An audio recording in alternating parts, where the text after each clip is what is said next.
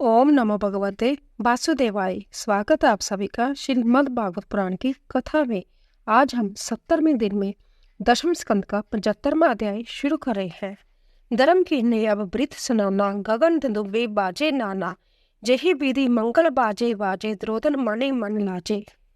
एक दिवस कुरुपति मन ठाना, सभा देखने कीने प्याना, जल को थल और थल जल जाना, द्रौपदी सब हंसी किए अपमाना। विषधर सरिस कुपित निरपयो, क्रोधवंत निज ग्रह बह गयो।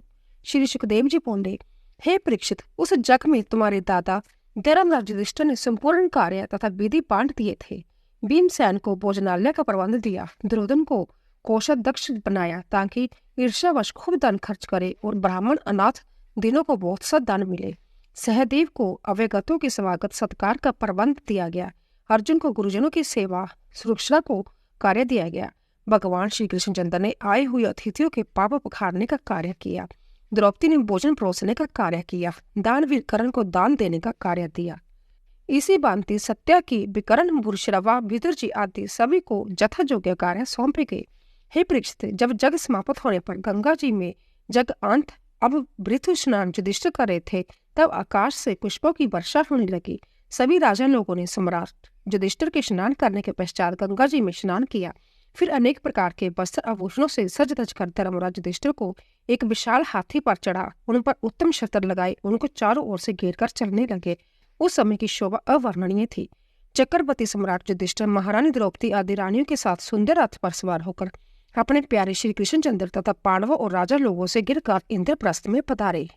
एक दिन जब धर्मराज युधिष्ठिर मेद दानव की बनाई हुई सभा में भगवान श्री कृष्ण के साथ बैठे हुए थे और उनके आज्ञाकारी चारों भाई उनकी सेवा में खड़े हुए थे, तब दुर्योधन उस सभा की शोभा देखने के लिए अकेला ही इधर उधर घूमने लगा। उसने डा और जलन के कारण किसी सेवक को अपने साथ उस सभा का निरीक्षण कराने के लिए नहीं लिया। धर्मराज युधिष्ठिर के राजसूय जग की कीर्ति और सम्राट पद प्राप्ति से उस दुर्योधन को बड़ी जलन उत्पन्न हुई। जब वह सभा के उत्तम निर्माण तथा चित्रकारी आदि को देख रहा था, तब कई स्थान पर उसे स्थल में जल और जल में स्थल का बाण हुआ। एक स्थान पर तो उसे स्थल समझकर जल में गिर गया। तब उसे देखकर वहां पर उपस्थित सभी राजा लोग हंस पड़े और भीमसेन ताली पीटकर हंसने लगे। धर्मराज युधिष्ठिर ने उन सबको बहतेरा रोका, किंतु उन सबको श्री कृष्णचंद्र का संकेत जो मिल गया था, वह सभी ठाठा मारकर हंसने लगे। जब दुर्योधन द्रौपदी के महलों को देखने गया, तब उसने दरवाजा समझकर दीवार से टकरा लिया। तब द्रौपदी हंस पड़ी और हंसी में बोली कि अंधे के अंधे ही होते हैं। जैसे सुनकर दुर्योधन चोट खाए हुए सांप की भांति चुपचाप बाण से चला आया और हस्तिनापुर को चला गया। इस घटना से धर्मराज युधिष्ठिर को दुख हुआ और वह अति खिन्न हो गए, क्योंकि उन्हें भविष्य में किसी दुर्घटना होने की आशंका होने लगी थी। भगवान श्री कृष्णचंद्र चुप हो गए। वह तो चाहते ही थे कि किसी भांति दुष्टों का सहार हो और पृथ्वी का भार उतरे। 76वां अध्याय शाल्व का युद्ध। श्री सुखदेव जी बोले, हे परीक्षित, शिशुपाल का मित्र था शाल्व। वह शिशुपाल के साथ उसके विवाह में गया था, किंतु श्री कृष्णचंद्र द्वारा पराजित होकर वह अति लज्जित हुआ और भगवान शंकर की तपस्या करने लगा। एक मुट्ठी राख खाकर उसने 1 वर्ष तक घोर तपस्या की। तब भगवान शंकर ने प्रसन्न होकर उसे वर मांगने को कहा। उस शाल्व ने जय वर मांगा कि भगवान, मुझे एक ऐसा विमान दो जो किसी भी देवता, यक्ष, राक्षस, गंधर्व, मनुष्य व नाग आदि से न जीता जा सके। भगवान शंकर ने कहा, अच्छा, ऐसा ही होगा। भगवान शंकर से वर प्राप्त कर मेघदानव ने उसके लिए सोम नामक एक ऐसा विमान बनाया जिसकी गति कहीं भी नहीं रोकी जा सकती थी। शाल्व स्वस्थ विचरता हुआ अपने मित्र शिशुपाल की मृत्यु सुनकर द्वारकापुरी पर चढ़ गया। उसने अपनी विशाल सेना से द्वारका को घेर लिया, नगर को नष्ट भ्रष्ट करने लगा। तब द्वारका के रक्षक प्रद्युम्न जी अपने साथ चारों देशन, सांब आदि वायु तथा क्रूर, कृतवर्मा, बाणुबिंद, गद, शुक, सारण आदि महारथियों को लेकर युद्ध के मैदान में शाल्व के सम्मुख आए। प्रद्युम्न जी ने अपने बाणों से शाल्व की माया को काट गिराया। वह छिप छिप कर युद्ध करता था। उसे सवतर रात्रि ही रात्रि कर दी, किंतु प्रद्युम्न जी ने अपने बाणों से आकाश को छा दिया और उसकी माया का नाश कर दिया। उन्होंने शाल्व के सेनापति को 25 बार बाण मारे। सैनिकों को एक सारथी को 10 बाणों में 3 बाण मारकर घायल कर दिया। प्रद्युम्न जी के ऐसे विकट पराक्रम को देखकर सभी चंकित हो गए। तब शाल्व के मंत्री दुदुमान ने प्रद्युम्न जी पर अपनी गदा का ऐसा प्रहार किया कि प्रद्युम्न जी का वक्षस्थल फट गया। वह अचेत होकर रथ में गिर गई। तब उनका सारथी उन्हें युद्ध से लेकर द्वारका को चला गया। उसने अपने सारथी धर्म का पालन किया। जब 2 कड़ी पश्चात प्रद्युम्न जी की मूर्छा जागी, तब सारथी पर अति क्रोधित हुए और बोले, हे सारथी, तुमने मुझे युद्ध क्षेत्र से लाकर बड़ा अपराध किया है। अभी तक मेरे वंश में कोई भी ऐसा वीर नहीं हुआ है जिसने युद्ध क्षेत्र से पीठ दिखाई हो। जब मेरे माता पिता ताऊ बलराम जी सुनेंगे तब मुझसे क्या कहेंगे? जब मेरी अन्य भाभियां सुनेंगी तब मुझसे अवश्य कहेंगी, तुम कायर हो, नपुंसक हो, तूने मेरे सिर पर कलंक का टीका लगा दिया। तब सारथी बोला, है स्वामी, सारथी का धर्म है कि महारथी के मूर्छित होने पर उसे युद्ध क्षेत्र से अलग करके उसके प्राणों की रक्षा करे। इसी भांति महारथी का धर्म है कि युद्ध क्षेत्र में सारथी की रक्षा करे। मैंने तो अपने सारथी धर्म की रक्षा की है। आप मूर्छित हो गए थे, इसीलिए मुझे ऐसा करना पड़ा था। 77वां अध्याय शाल्व वध। श्री सुखदेव जी बोले, हे परीक्षित, जब प्रद्युम्न जी मूर्छित होकर द्वारकापुरी को चले गए और जब तक वह लौट कर आए तब तक शाल्व ने अपार जादव सेना का नाश कर दिया था। अब प्रद्युम्न जी ने शीघ्रता से आकर शाल्व की उस प्रकृति को रोका। इसी भांति भगवान श्री कृष्णचंद्र तथा बलराम जी की अनुपस्थिति में वह शाल्व तथा जदुवंशी का युद्ध 27 दिन तक चलता रहा। उधर इंद्रप्रस्थ में विराजमान श्री कृष्णचंद्र को घोर अपशुकन होने लगे। वह समझ गए कि द्वारका में अवश्य ही कोई उपद्रव उठ खड़ा हुआ है। वह तत्काल कुंती, धर्मराज, युधिष्ठिर तथा अन्य भाइयों से विदा होकर दोनों भाई द्वारका को रवाना हो गए। जब श्री कृष्णचंद्र द्वारका पहुंचे तब सचमुच ही उन्हें वहां घोर उपद्रव पाया। तब बलराम जी को द्वारका की रक्षा का भार सौंपकर संभय शाल्व के सम्मुख आए। जब जदुवंशियों ने गरुड़ ध्वज भगवान श्री कृष्णचंद्र के रथ को अपने मध्य में देखा तब उनके शरीर में प्राण आ गए और वह अति प्रसन्न हो विजय की पूरी आशा करने लगे। अब उन्हें जान लिया कि हमारे रक्षक आ गए, अब हमें कोई चिंता नहीं है। हे परीक्षित, भगवान श्री कृष्णचंद्र को देखते ही शाल्व ने उनके सारथी दारुक पर अपनी शक्ति का प्रयोग किया, किंतु भगवान श्री कृष्णचंद्र ने उसे मार्ग में ही काट गिराया। तब शाल्व पर 16 बाणों का एक साथ ही प्रहार किया, उसके विमान को अपने बाणों से झरझर कर दिया। शाल्व ने श्री कृष्णचंद्र की बाईं भुजा में एक बाण ऐसा मारा जिसकी चोट से उनका शंख धनुष हाथ से छूटकर गिर पड़ा। इस अनहोनी को घटना को देखकर सर्वत्र हाहाकार मच गया। शाल्व ने गर्ज कर कहा, अरे मूढ़, तूने शिशुपाल आदि को ही धोखे से मारकर अपने को वीर समझ रखा होगा। वीर तुम्हें जब जानू जब मेरे सम्मुख ठहर सको। भगवान श्री कृष्णचंद्र बोले, अरे मूर्ख, जो वीर होते हैं वे गरजते नहीं। अब तेरी मृत्यु सिर पर छा रही है। तब भगवान श्री कृष्णचंद्र ने अपनी चौहुओं की गदा शाल्व की पसली पर मार, जिसकी चोट से वह कांपने लगा तथा रक्त उबलने लगा। तब शाल्व अंतर्धान हो गया। तब एक पुरुष रोता हुआ श्री कृष्णचंद्र के निकट आया कि तुम्हारे पिता वासुदेव को शाल्व द्वारका से बांध कर ले आया है। उसी क्षण भगवान श्री कृष्णचंद्र ने देखा कि शाल्व ने उनके पिता वासुदेव के सिर को तलवार से काटकर एक हाथ में ले रखा है। जय देखकर भगवान श्री कृष्णचंद्र, जो मायापतियों के स्वामी है, कुछ क्षण के लिए विसीमत हो गए। वह कहने लगे कि जिन बलराम जी को जीतने की शक्ति त्रिलोकी में किसी की भी नहीं हो सकती, उन्हें यह शाल्व जीतकर पिता वासुदेव को किस प्रकार ले आया। तब उन्होंने अपने स्वरूप का ध्यान करके जोग माया ने द्वारा जान लिया कि यह तो केवल दानवी माया है। तब उन्होंने अपनी गदा के प्रहार से उस सोम नामक विमान के हजारों टुकड़े कर दिए। वह मायावी शाल्व पृथ्वी पर गिर पड़ा और गदा को हाथ में लेकर उनकी ओर दौड़ा। जब तक वह गदा का प्रहार भी न कर सका तब उसकी महाबली भुजा बाले से काट दी गई। फिर सुदर्शन चक्र से उसका सिर काट गिराया। उसका मुकुट मंडित सिर इस भांति पृथ्वी पर गिर पड़ा जिस भांति पत्रासुर का सिर इंद्र के वज्र से कटकर गिर गया था। 78वां अध्याय दंत वक्तर तथा विदुर्थ का वध और बलराम जी की तीर्थ यात्रा। श्री सुखदेव जी बोले, हे परीक्षित, दंत वक्तर नाम का एक महाबली दैत्य शिशुपाल, शाल्व तथा पौंड्रक का बड़ा घनिष्ठ मित्र था। वह मित्रों की मृत्यु से अधिक क्रोधित होकर अकेला ही हाथ में गदा लेकर भगवान श्री कृष्णचंद्र से लड़ने के लिए द्वारिका में आतंका। उस दंत वक्तर की ललकार सुनकर भगवान श्री कृष्णचंद्र भी हाथ में गदा लेकर द्वारिका से बाहर निकल आए। तब उन्हें अपने सम्मुख देखकर वह महाबली दंत वक्तर बोला, हे कृष्ण, तू मेरे मामा का लड़का है, किंतु तूने मेरे सभी मित्रों का संहार कर डाला है। इससे मैं तुझे मारकर अपने मित्र ऋण से ऊर्ण हो जाऊंगा। इतना कहकर उसने भगवान श्री कृष्णचंद्र पर गदा का प्रहार किया। उसकी गदा से भगवान तनिक भी विचलित न हुए। उन्होंने अपनी चौहों की गदा उस दंत वक्तर की छाती में दे मारी। उसकी चोट से वह मुंह से रक्त उबलता हुआ पृथ्वी पर गिर पड़ा। उसकी ज्योति निकलकर भगवान श्री कृष्णचंद्र में समा गई। दंत वक्तर का भाई विदुर्थ अपने भाई की मृत्यु से दुखी होकर हाथ में डाल तलवार लेकर श्री कृष्णचंद्र को मारने के लिए द्वारिका में आया।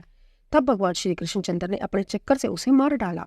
हे परीक्षित, जब बलराम जी ने जय जाना कि कौरव पांडवों में युद्ध की तैयारी हो रही है और इस युद्ध के कराने में श्री कृष्णचंद्र का विशेष हाथ है, तब वह अपने को तटस्थ रखने के लिए तीर्थ यात्रा को निकल पड़े। वह किसी भी पक्ष की ओर से लड़ना नहीं चाहते थे। वह प्रवास क्षेत्र पृथुद, बिंदुसार, जितकोप आदि तीर्थों में स्नान दर्शन करते हुए विचरने लगे। तब वह निवेशराय क्षेत्र में पहुंचे। वहां पर बड़े बड़े ऋषियों का दीर्घ काल तक चलने वाला सत्संग हो रहा था। संपूर्ण भारतवर्ष के ऋषि महर्षि वहां विराजमान थे। और उन सबको व्यास जी के प्रिय शिष्य रोमहर्षण सुत पुरानी कथा सुना रहे थे। तब बलराम जी वहां पहुंचे तो सभी ने उठकर उनका स्वागत किया और उन्हें भगवान का अंश अवतार समझकर उनकी पूजा की।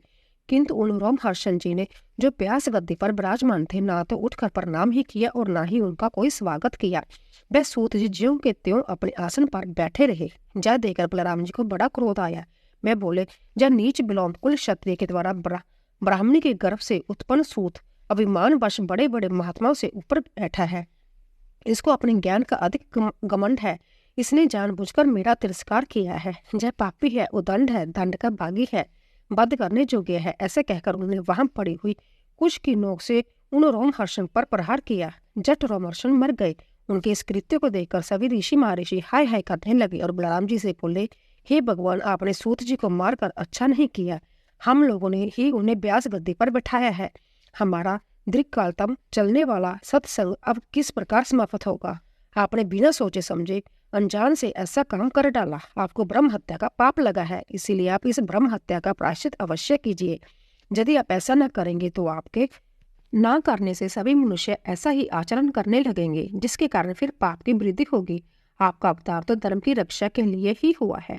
तब बलराम जी बोले, मैं लोक शिक्षा के लिए अवश्य धर्म का आचरण करूंगा और जो उत्तम से उत्तम प्रायश्चित कहेंगे वही करूंगा। यदि आप रोमहर्षण को ही चाहते हो तो मैं इन्हें अभी जीवित किए देता हूँ। तब ऋषि ने कहा, हे भगवान, ऐसा कोई उपाय कीजिए जिससे आपका पराक्रम तथा इसकी मृत्यु झूठ ना पड़े, और हम लोगों ने तो इन्हें दीर्घ काल तक जीने का वरदान दिया था, वह मिथ्या ना हो। तब बलराम जी बोले, हे ऋषि, पुत्र रूप में पितर आत्मा ही संभव प्रकट होती है। अंत्य रोमहर्षण के पुत्र आपको कथा सुनावेंगे। मैं उन्हें अपनी शक्ति से दीर्घायु बल शक्ति दे देता हूँ। अब आप इस ब्रह्म हत्या का प्रायश्चित भी बतलाइए। ऋषि लोग बोले, हे बलराम जी, जहाँ पर बल्लभ नाम का दानव हमारे धर्म सत्र में प्रत्येक पर्व पर विघ्न उत्पन्न करता है, आप कृपा करके उसे मार कर हमारा हित कीजिए। फिर आप 1 वर्ष तक भारतवर्ष के समस्त तीर्थों का सेवन कीजिए, तब आपकी शुद्धि होगी। 79वां अध्याय, बब्बल का वध तथा बलराम जी की तीर्थ यात्रा। श्री सुखदेव जी बोले, हे परीक्षित, पर्व के दिन तक बलराम जी उस दैत्य को मारने की प्रतीक्षा में वहीं ठहरे। जब पर्व का दिन आया तब वह दैत्य भयंकर आदि के रूप में वहां आया और पीव विष्ठा उन ऋषियों पर बरसाने लगा। तब बलराम जी ने अपने हल से उसे खींचकर मुसल से मार डाला। उस दैत्य को मारकर वह तीर्थ यात्रा को चल दिए। कौशिकी नदी में स्नान किया, फिर सरयू नदी में उद्गम स्थान पर गए और उसमें स्नान किया। फिर वहां से प्रयाग पहुंचे और पितरों का तर्पण किया। वहां से पुलहा आश्रम पहुंचे, फिर गोमती, गंडकी, विपाशा, सोन आदि में स्नान, फिर गया में जाकर पिंडदान किए। फिर गंगा सागर में पहुंचे, फिर परशुराम जी के दर्शनों के लिए महेंद्र पर्वत पर गए। वहां से गोदावरी आदि में स्नान करते हुए कैलाश पर्वत पर जाकर भगवान शंकर के दर्शन किए। वहां से बालाजी, शिवकांची, विष्णुकांची होते हुए श्रीरंग क्षेत्र में गए। फिर मथुरा होते हुए दक्षिण में सेतु बंधु के दर्शन किए और वहां ब्राह्मणों को 10,000 गौओं दान की। फिर अगस्त्य मुनि के आश्रम होते हुए कन्याकुमारी पहुंचे। वहां से लौटकर पंचराप तीर्थ में स्नान किया और 10,000 गौएं दान की। फिर गोकर्ण तीर्थ में स्नान करके सुपिरिक तीर्थ में आए। फिर दंडकारण्य वन में होकर नर्मदा नदी में स्नान किया। फिर अपने प्रवास क्षेत्र में आए। वहां कौरव पांडव का युद्ध सुनकर उन्हें समझाने के लिए कुरुक्षेत्र में गए। वहां युद्ध की समाप्ति पर भीमसेन तथा दुर्योधन का गदा युद्ध हो रहा था। जब बलराम जी वहां पहुंचे तब धर्मराज युधिष्ठिर, कुल सहदेव, अर्जुन तथा भगवान श्री कृष्णचंद्र ने उन्हें प्रणाम किया। तब वे सभी चुपचाप खड़े रहे।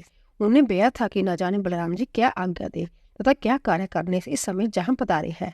उस काल भीमसेन तथा दुर्योधन दोनों महाबली एक दूसरे को जीतने की इच्छा से मतवाले होकर द्वंद्व युद्ध कर रहे थे। वह दोनों लोहू से लथपथ थे, किंतु कोई भी युद्ध त्यागने की इच्छा नहीं कर रहा था। दोनों ही प्राणों की बाजी लगाकर 2 उन्मत्त गजराजों की पांति लड़ रहे थे। वह क्रोध में बढ़कर अनेक बांति के दाव, पेच तथा पैंतरे बदल रहे थे। तब बलराम जी ने कहा, हे दुर्योधन तथा भीमसेन, तुम दोनों ही महाबली हो, तुम्हारे बल तथा पौरुष भी समान नहीं है। मैं यह जानता हूँ कि भीमसेन बल से अधिक है, किंतु दुर्योधन गदायुद्ध में अति कुशल है। दाव, पेच तथा पैंतरे बाजी अधिक जानते हैं। इस कारण मुझे तो तुम दोनों में से किसी की भी हार जीत दिखाई नहीं देती।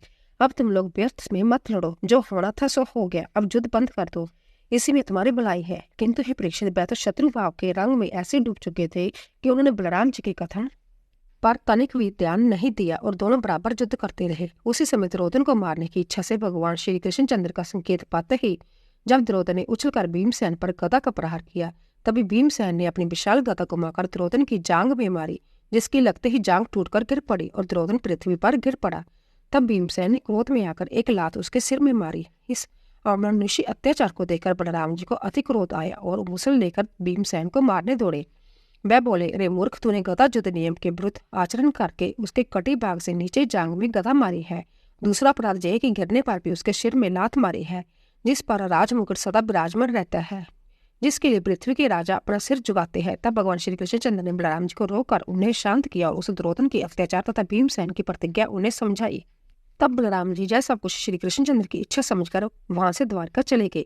जब बलराम जी द्वारका पहुंचे तब राजा उग्रसेन तथा प्रजाजनों ने उनका स्वागत किया। फिर बलराम जी फिर नैमिषारण्य क्षेत्र में आए और वहां ऋषियों के आदेश अनुसार बलराम जी ने अनेकों यज्ञ किए। हे प्रेषित, बलराम जी तो संभव जग पुरुष भगवान का अंश होने से जग रूप ही है, किंतु लोक शिक्षा के लिए उन्होंने ऐसा किया ताकि अपनी पत्नी रेवती जी के साथ जगांत स्नान करके द्वारकापुरी को लौट आए। जो प्रेमी भक्त बलराम जी के इस चरित्र का गायन साई प्रांत करता है वह उनका अति प्रिय भक्त होता है। बोले बांके बिहारी लाल की जय। तो दोस्तों, अगर आपको हमारी कथा पसंद आ रही हो प्लीज़ ज़्यादा से ज़्यादा शेयर कीजिए। आप सभी का धन्यवाद।